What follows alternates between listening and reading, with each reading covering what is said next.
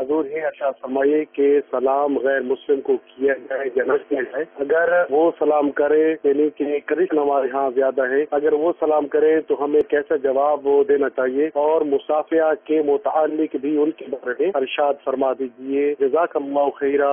جو غیر مسلم ہے اس کو سلام نہیں کیا جائے گا. ٹھیک ہے، تو سلام کی ابتدا ان سے نہ کریں.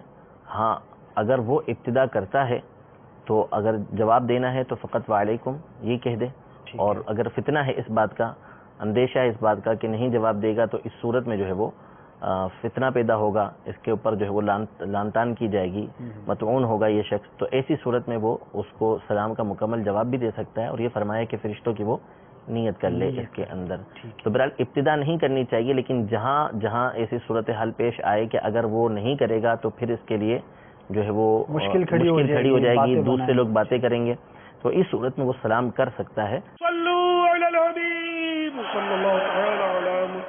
مجھے اپنی اور ساری دنیا کے لوگوں کی اصلاح کی کوشش کرنی ہے.